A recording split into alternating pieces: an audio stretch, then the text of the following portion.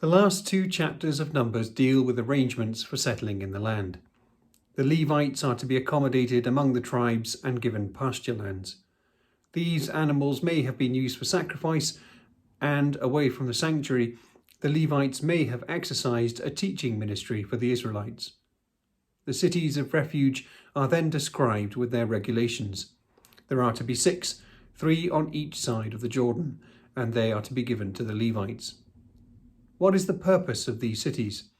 As one commentary puts it, the taking of human life puts the land in special danger. This is because of the blood guilt.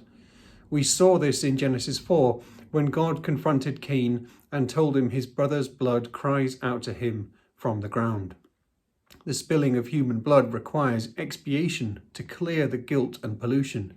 Otherwise, the land where God dwells is too contaminated for his presence. The lack of his presence means a lack of blessing, of fertility and security. The provision of the refuge cities means that in uncertain cases, innocent blood will not be spilled. The blood avenger is a family member tasked with killing the murderer, whose own spilt blood will remove the pollution of the land. This again goes back to Genesis, to chapter 9 and the covenant with Noah. The avenger, therefore, has a purifying role for the people and the land, and it is important he is able to carry it out. A trial must take place, and there must be at least 2 witnesses for a death sentence. A unique aspect of this situation is that there is no possibility of ransom, which was available in other cultures. In Israel, atonement must be made. The burden of proof rests on the one who killed. He must show it was unintentional. He is taken out of the city to be tried by national judges. If he is believed, he goes back to the city of refuge, where he must remain until the death of the high priest. If he leaves the city and the avenger catches him, he may be slain without blood guilt. The death of a high priest had atoning power. The blood guilt contamination still remained on the land, even if the killer was exonerated.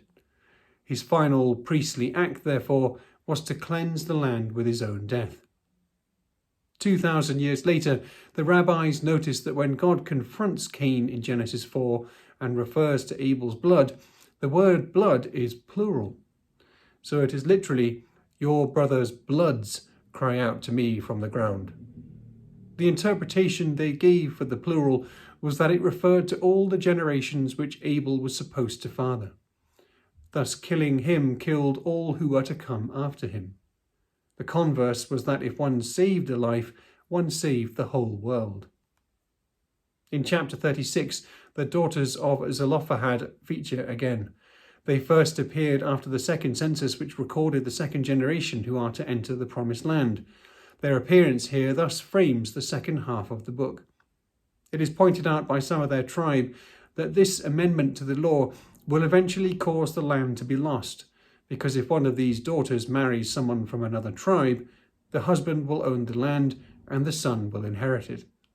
So Moses again makes an adjustment, telling the daughters to only marry within their tribe, so that no tribe loses any of their inheritance. And in case you were wondering, the female version of Noah is spelt differently from the male one. Numbers ends by repeating the Israelites' final location, in the plains of Moab by the Jordan. The next and final book of the Torah, the Pentateuch, is Deuteronomy, which, although long, takes place only over a day.